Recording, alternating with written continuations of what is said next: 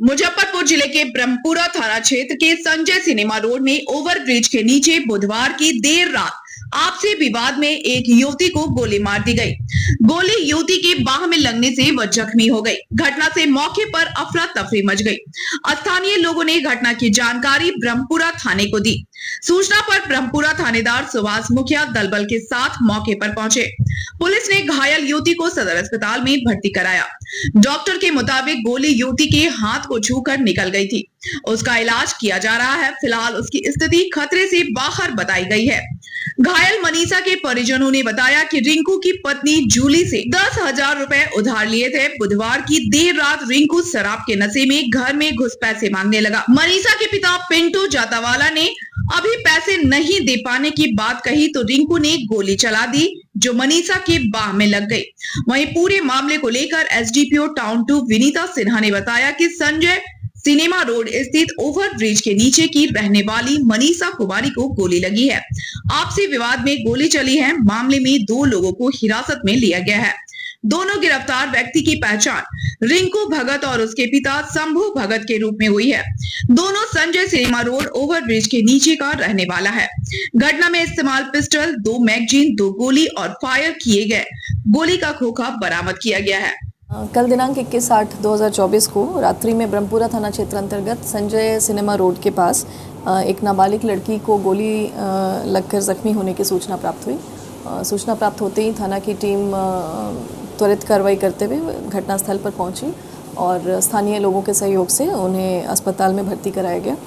और आज दिनांक 22/8/2024 को जख्मी लड़की के पिता पिंटू जातावाला के फर्द बयान के आधार पर ब्रह्मपुरा थाना कांड संख्या 216/24 दर्ज किया गया है। वादी ने अपने फर्द बयान में पड़ोस के जो नामजद प्राथमिकी अभियुक्त हैं उनके साथ पूर्व से पैसे को लेकर कुछ विवाद में उनकी पुत्री को गोली मारने का जिक्र किया है।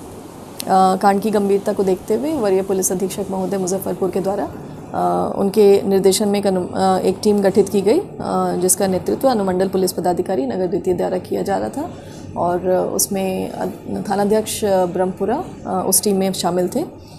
कल रात्रि में ही महज 5 घंटों के अंदर इस कांड में जिन्होंने फायर किया था नामजद प्राथमिकी अभियुक्त जो हैं उन्हें और एक और अभियुक्त को महज 5 घंटों के अंदर गिरफ्तार कर लिया गया है। गठित टीम द्वारा जो तकनीकी रूप से विभिन्न बिंदुओं पर कार्य करते हुए घटना में जो संलिप्त प्राथमिकी अभियुक्त जो प्रथम हैं वो शंभू भगत हैं, पेशर स्वर्गीय विष्णु दयाल भगत, साकिम संजय सिनेमा ब्रह्मपुरा, और उनके घर से उन्हें गिरफ्तार किया गया। और जो दूसरे नामजद अभियुक्त थे रिंकू भगत, साकिम शंभू भगत, पेशर शंभू भगत, साकिम संजय सिनेमा, उन्हें ज़िला मोतिहारी से कल रात्रि में गिरफ्तार किया गया है।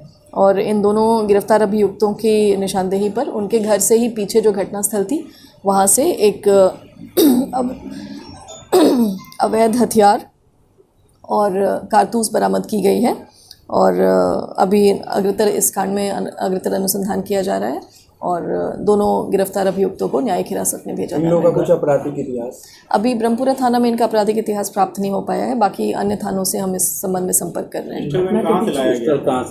पिस्टल अवैध हथियार है जो इनके पास था। इन्होंने कल लड़ाई झगड़ा जब इनका हुआ उसमें फायरिंग की और इनके मुताबिक इन्होंने हवाई फायरिंग की थी जिसमें गोली लड़की को लग गई है। ये लोग आपस में रिश्तेदार हैं? इनका पूर्व से विवाद चल रहा था बट ये आपस में रिश्तेदार है कि नहीं इसकी पुष्टि अभी नहीं हो पाई है। लड़की से क्या संबंध है इनका?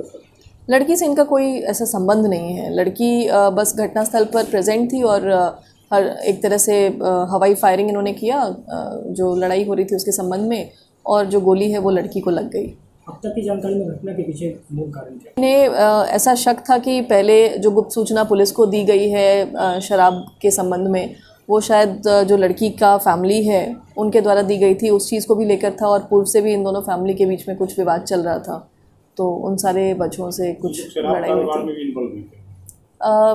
जो अभी पकड़ाए हैं अपराधकर्मी उनके द्वारा शराब का मतलब सूचना हमें प्राप्त हुई थी पहले भी, और इनका ये मानना है कि जिन पे इन्होंने फायर किया है उसकी फैमिली ने हमें इस बारे में इनपुट दिया था। उसी चीज़ को लेकर लड़ाई झगड़ा और बहस हो रही थी जिसमें फायरिंग हो गई है।